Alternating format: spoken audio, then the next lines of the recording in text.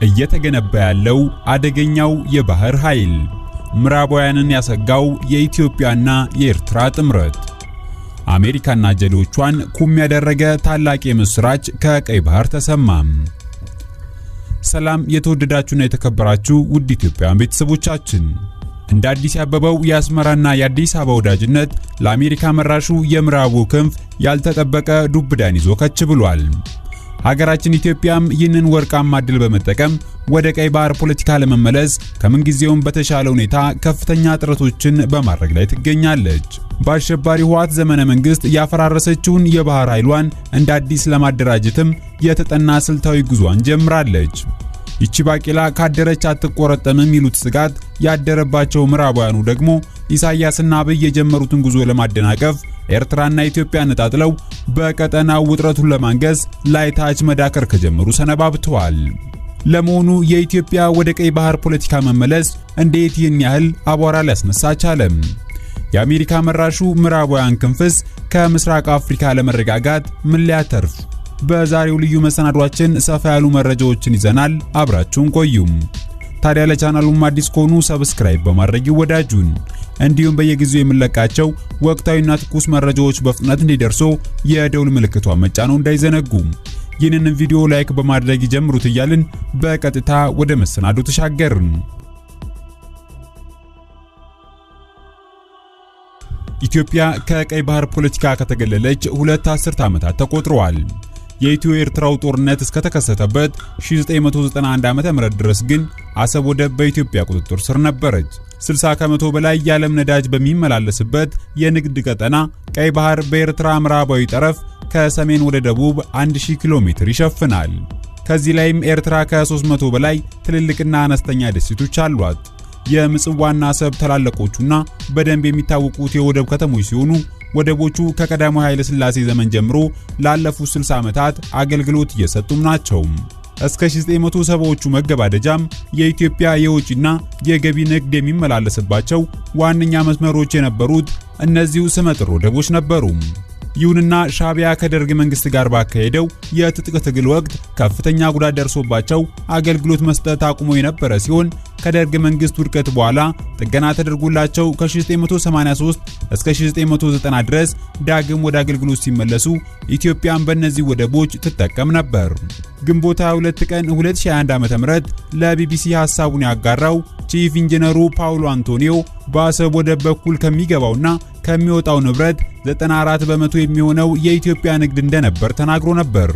ከ1983 እስከ 1988 ባለው ጊዜ ውስጥ 306 ቶን የሚደርስ ጭነት በወደቦቹ እንደተጓጓዘና እስከ 802 መርከቦች ማስተናገዱንም የሚናገረው ቺፍ ኢንጂነሩ ከ1986 እስከ 1989 ዓ.ም ባሉት ዓመታት ደግሞ ወደቦቹ እስከ 1150 መርከቦችን አስተናግደው 3.28 ሚሊዮን ቶን የሚጠጋ ጭነት ማራገፋቸውን እንዲሁም በ1989 ብቻ 2695 መርከቦች ሲስተናገዱ 309 ሚሊዮን ቶን ዕቃ እንደተጫነና እንደተራገፈ ቺፍ ኢንጂነር ፓውሎ ገልጿል። ሆኖም የኢትዮ ኤርትራ ጦርነት ከተጀመረ በኋላ ግን ነገሮች መለዋወጣቸው አልቀረም። ሁለቱ አኩራፊ ጎረቤት ሀገሮች አዲስ ወዳጅ ለማፍራት በየፊናቸው ሩጫቸውን ሲጀምሩ ኢትዮጵያ ከፈለጉ ግመሎቻቸውን ያጠጡት በማለት ከአሰብ ወደብ ወደ ጅቡቲ በመንሸራተት የጅቡቲውን ፖርት ዲ ጅቡቲ ወደብን መጠቀም ጀመረች። ኤርትራን በበኩሏ ወደ አረብ ሀገራት ብታማትርም እምብዛም ስኬታማ አልነበረችም። በዚህ ምክንያትም ተዳክመው ቆይተዋል። ጊዜ አልፎ ጊዜ ሲተካ ህወሓት መራሹ መንግስት ዘመነ ስልጣኑ ባበቃበት ማግስት አዲሱ ጠቅላይ ሚኒስትር ዶክተር አብይ አህመድ ከኢሳያስ አፈወርቂ ጋር ስምምነት ከፈጠሩ ወዲህ ግን እነዚህ ወደቦች የኢትዮጵያን ገቢና ወጪ ንግድ ለማሳለጥ ጥቅም ላይ ሊውሉ ስለመሆኑ የምስራች ተሰምቷል። በዚህም የተነሳ ወደቦቹ ዳግም መነሳሳት ያሳያሉ ተብሎም ተስፋ ተጥሎባቸዋል። አሰብንም ይሁን የምጽዋን ወደብ በመጠቀም ወደ ቀይ ባህር ለመመለስ ከፍተኛ ጥረት በማድረግ ላይ የምትገኘው ኢትዮጵያ በኤርትራ ወደቦች በኩል የወጪና ገቢ ንግዷን ከማንቀሳቀስ በተጨማሪ በዚሁ የቀይ ባህር ዳርቻ ጦሯን ማስፈርና የደህንነት ቅኝቶችን ማድረግ አለፍ ሲልም የተደራጀ የጦር ቤዝ ወደ መገንባት እንደምትሸጋገር ይጠበቃል። ይህንን የሚያጠናክረው ደግሞ ከደርግ መንግስት ውድቀት በኋላ ተበትኖ የቆየው የኢትዮጵያ ባህር ኃይል በአዲስ መቋቋምና ለባህርተኞችም ስልጠና ከ3 ዓመት በፊት መስጠት መጀመሩ ነው። በቅርቡ እንደ አዲስ የተቋቋመው የኢትዮጵያ ባህር ኃይል ዝግጁነትን በተመለከተ ከአዲስ ዘመን ጋዜጣ ጋር ቃለ ምልልስ ያደረጉት የኢፌድሪ የባህር ኃይል ምክትል አዛዥ የሎጂስቲክ ኃላፊ ኮዶር ዋለ ጫዋጫ በአሁኑ ወቅት ባህር ኃይልን እንደ ኃይል ለማደራጀት የሚያስችል ስራዎች ሙሉ በሙሉ ተሰርተዋል ማለታቸው አይዘነጋም። ባህር ኃይሉ እንደ ባህር ኃይል አሁን ያለበት ዝግጁ ሊመጡ የሚችሉ ነገሮችን ሁሉ ታሳቢ ያደረገ ዛሬን ሳይሆን ነገ ከነገ ወዲያን በባህር ሊመጡ የሚችሉትን ጥቃት ለመከላከል የሚችል ቁመና እንዲኖረው ተደርጎ እየተሰራ ነው ማለታቸው ደግሞ ለአሜሪካ መራሹ የምዕራባውያን ቡድን ያልተጠበቀ መርዶ ሆኗል። ምን ይሄ ብቻ ሌላ ያልተብየዋን አሜሪካን ጭምር የምታሽቆጠቁጠው ወዳጅ ሀገር ሩሲያም ለባህር ኃይላችን ይሉንታዋን ሰጥታለች። ባለፈው ጥቅምት ወር የሩሲያ ፌዴሬሽን የኢትዮጵያ ባህር ኃይል ጠቅላይ መምሪያን በጎበኙበት ወቅት የሩሲያ ፌዴሬሽን ባህር ኃይል ልዩ ልዑክ መሪ የነበሩት በኢትዮጵያ የሩሲያ ፌዴሬሽን ተልዕኮ ኃላፊ ሜጀር ጀነራል ኦስትሪኮቭ የኢትዮጵያ ባህር ኃይል በመዋቅራዊ አደረጃጀት ይበልጥ እየዘመነ እንደመጣና ኢትዮጵያውያን በጋራ የሚኮሩበት ጠንካራ ተቋም ለመገንባት እየተሰራ ስለመሆኑ ባይናቸው ካዩት በመነሳት መስክረውም ነበር። እናም ኢትዮጵያ ከኤርትራ ጋር የጀመረችውን መልካም ግንኙነት በመቀጠል በአፍሪካ ቀንድ ላይ ጠንካራ ባህር ኃይልና የመከላከል አቅም ይበልጥ ለመገንባት የምታደርገውን ሁሉን አቀፍ እንቅስቃሴ ከምንጊዜውም በላይ እየገፋችበት ትገኛለች። በአፄ ኃይለ ሥላሴ ዘመን ከነበራት በጣም የዳበረ አሁን ላይ የተሻለ ጊዜውን የዋጀ የባህር ኃይል በመገንባት ላይም ናት። ይህ የባህር ኃይል የውጭ አጥቂ ጠላት ቢመጣበት እንኳን በቀጥታ ከቀይ ባህር ወደ ኢትዮጵያ ዘልቆ እንዳይገባ ለመመከት በተጠንቀቅ የሚቆም እንደሆነም ተነግሯል። ከዚሁ ትይዩ ደግሞ በቀጠናው የተጠናከረ የመጣው የአረብ ሀገራትና የምዕራባውያን ኃያላን ሀገራት የጦር ሰፈር ለመገንባት የገቡበት የቦታ ሽሚያና ሽኩቻ የሚጠቀስ ነው። ሀገራቱ የጦር ሰፈር እየገነቡ ያሉት ደግሞ ኢትዮጵያ የወደብ አማራጮቼ በምትላቸው አካባቢዎች መሆኑ የቤት ስራዋን ከፍ ያደርገዋል። ላብነትም ሳውዲ አረቢያና አረብ ኤሚሬት አሰብ ላይ እንዲሁም ግብጽ፣ አሜሪካ፣ ሩሲያና ዩኬ በሶማሊላንድ ወታደራዊና የባህር ኃይል ሰፈሮችን ለመገንባት ስምምነት በማድረግ ላይ ናቸው። ታዲያ በዚህ የጦር ሰፈር ግንባታ ሩጫ ውስጥ በግልጽ የሚታየው አንድ እውነታ አሁን ኢትዮጵያ ቀለበት ውስጥ መግባቷ ሲሆን የኤርትራ ወደቦችን በኪራይ የሚሆን በሼር በመያዝ በቋሚነት ባለቤት የሚኮንበት ሁኔታን በመፍጠር ከዚህ የከበባ ቀለበት ውስጥ ለመውጣት አንደኛውና አስፈላጊው መፍትሄ መሆኑ አያጠያይቅም።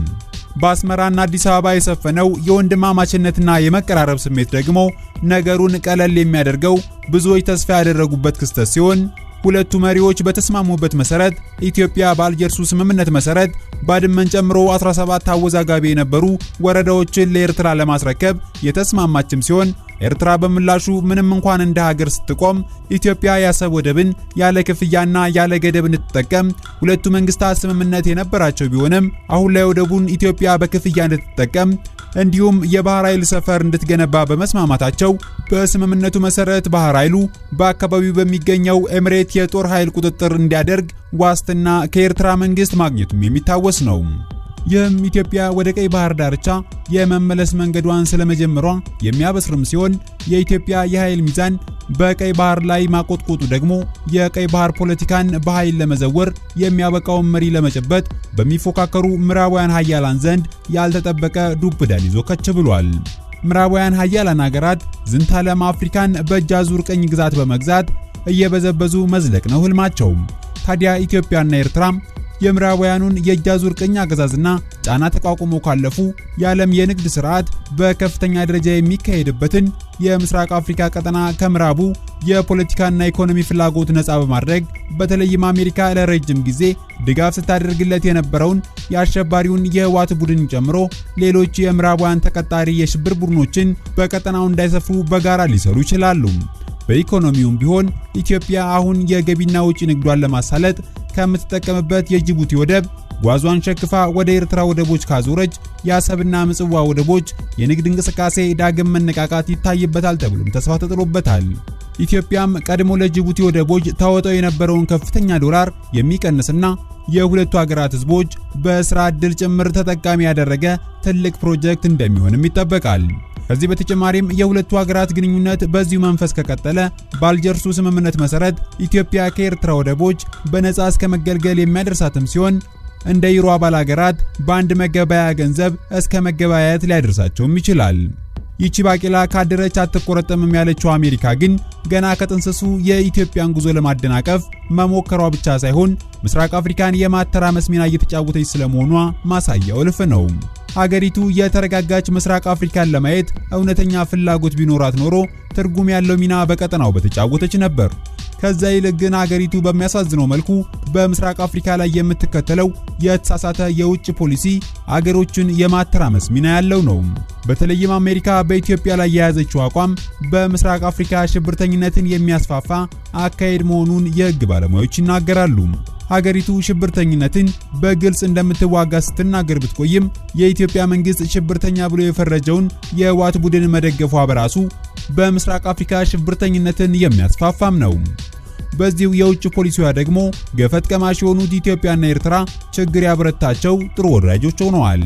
ይህ በአዲስ ምዕራፍ የተጀመረው የኢትዮጵያና ኤርትራ ግንኙነት ደግሞ ለአሜሪካ ከሬት የመረረ መርዶ ነው። ሀገሪቱ እንዲያውም ስጋት ፈጥሮብኛል እያለችም ነው። ቀጠናውን ኢላማ ያደረገ የሳይበር ጥቃት ሙከራም በተደጋጋሚ ጊዜያት መፈጸሙ ደግሞ በቀጠናው እየጎላ የመጣውን የፖለቲካ ፍላጎት ቁልጭ አድርጎ የሚያሳይ ነው። ይህ ሁሉ ትግል የመጨረሻ ግቡ የኢሳያስ መንግስትን ዳግም ከኢትዮጵያ መለየት ነው። ታዲያ ይህ የኢሳያስ መንግስትን ዳግም ከኢትዮጵያ የመለየቱ የአሜሪካና የምዕራባውያን ሴራ እንዳሰቡት ቀላል ሆኖ አልተገኘም። ይልቁንም ኢትዮጵያ ተስፋዎቿ ከምኞት ተሻግረው መሬት ወደ መያዝ ተሻግረዋል። ይህንን የሚያስብለው ወሳኙ ጉዳይ ደግሞ ከኢትዮ ኤርትራ ወዳጅነትና መቀራረብ በተጨማሪ ጨዋታውን እየቀየረች የምትገኘው የተባበሩት አረብ ኤሚሬትስ ከሁለቱ ሀገራት ጋር የገባቸው ጥልቅ ፍቅር ነው። አቡዳቢ አሰብ ወደብን በሚሊዮኖች ዶላር ዓመታዊ ክፍያ ከኤርትራ ተረክባ ከ2016 ጀምሮ ስታስተዳድረው እንደቆየች የሚነገርም ሲሆን ይህንንም ወደብ የለቀቀችው ኢትዮጵያ እንድትገለገልበት መሆኑ ተነግሯል። በተጨማሪም አቡዳቢ በዚህ ሳያበቃ በሶማሌላንድ በግዙፉ የወደብ አስተዳዳሪ ኩባንያ ዲፒ ወርልድ አማካኝነት በምትገነባው የበርበራ ወደብ ላይ 19 በመቶ የባለቤትነት ድርሻውን ለኢትዮጵያ መስጠቷም የሚታወስ ነው። ታዲያ በዚህ ሁሉ ጉዞ መሃል በአስመራና በኢትዮጵያ ወዳጅነት አይኗ የቀላው አሜሪካ በሀገራቱ መካከል ነግሶ የነበረውን ቁርሾ ለመመለስ ኢሳያስን ከአብይ ጋር ለማጋጨት የማትፈነቅለው ድንጋይ የለም። ያለ ኢሳያስ ደግሞ የኢትዮጵያ ወደ ቀይ ባህር ፖለቲካ መመለስ የህልም እንጀራ ነው። ይህንን የተረዱ ምዕራባውያን በአንድ በኩል ኢሳያስ አፈወርቄን በአምባገነንነትና በጠባጫሪነት እየከሰሱ ኢሳያስ ከስልጣን እንዲወርድ ይፈልጋሉ።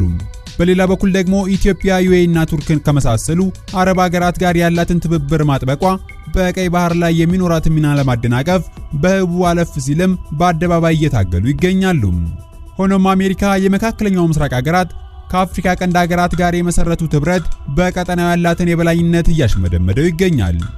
የአፍሪካ ቀንድ ሀገራት ፊታቸውን ከአሜሪካ በማንሳት ወደ መካከለኛው ምስራቅ ሀገራት ማለትም በሩሲያና ቻይና ላይ ካደረጉ ሰነባብተዋል። በተለይ ሩሲያ በቅርብ ዓመታት ውስጥ በአፍሪካ ተጽዕኖ እየሰፋ ነው። 9 ወራትን በተሻገረው የዩክሬን ጦርነትም አዳዲሶቹ የአፍሪካ አጋሮቿ ድጋፍ የሰጧትም ሲሆን ሌሎች ደግሞ እንደ ተባበሩት መንግስታት ባሉ ዓለም አቀፍ ድርጅቶች ቢያንስ ገለልተኛ ሆነው ድጋፋቸውን ገልጸውላታል። አሜሪካ ግን በቀይ ባህር ያላትን የበላይነት የምታስጠብቀው በግብጽ ነው። ለዚህም በተደጋጋሚ በህዳሴው ግድብ ግንባታና ውሃ ሙሌት ሂደት ላይ አንድ ጊዜ አደራዳሪ ሌላ ጊዜ አወያይ በሚል ሰበብ ጣልቃ በመግባት አለፍ ሲልም በማስፈራራት የህዳሴውን ግድብ በሚሳኤል አፈንዱት በማለት በኢትዮጵያ ኪሳራ የግብጽን ጥቅም ለማስከበር መድከሟ ያለ ምክንያት አይደለም። አሁንም ይህንን ኢትዮጵያ በቀይ ባህር ፖለቲካ ወሳኝ ሚና እንዲኖራት የሚያደርገው ሂደትን በስጋት የምትመለከትና ሂደቱንም ለማደናቀፍ ጠንክራ መስራቱ የማይቀር ነው። በሌላ በኩል ደግሞ ይህ የኢትዮጵያ ወደ ቀይ ባህር ፖለቲካ የመመለስ ነገር ያለ ኤርትራና ያለ ኢሳያስ አፈወርቄ የህልም እንጀራ ነው። ኢትዮጵያ የራሷ የባህር ኃይልና ሰራዊት የሚሰፍርበት ቦታ ካስፈለጋት ዋነኛውና ስትራቴጂው የሚባለው ቦታ ደግሞ አሰብ ወደብ ነው። ከኤርትራ ጋር በተፈጠረው ወዳጅነት በእነዚህ 3-4 ዓመታት በርካታ ጥቅሞች ተገኝተዋል። ኤርትራም የኢትዮጵያ ቁርጥ ቀን ወዳጅ መሆኗን ከቃል አልፋ በተግባር አሸባሪ ህወሓትን በመዋጋት አስመስክራለች። አሁን ጥያቄው የአብይ አህመድ መንግስት ከኢሳያስ መንግስት ጋር የፈጸመው ጋብቻ ምቾት የነሳቸው አሜሪካና ምዕራባውያን ሀገራት ይህንን ጋብቻ ለማፍረስ ምን ያህል ርቀት ይሄዳሉ የሚለው ሲሆን በተለይ አሜሪካ በተደጋጋሚ ሞከረችው ነው። ኢትዮጵያን በማዕቀብና እርዳታ በመከልከል ከማሽመድመድ አትመለስም።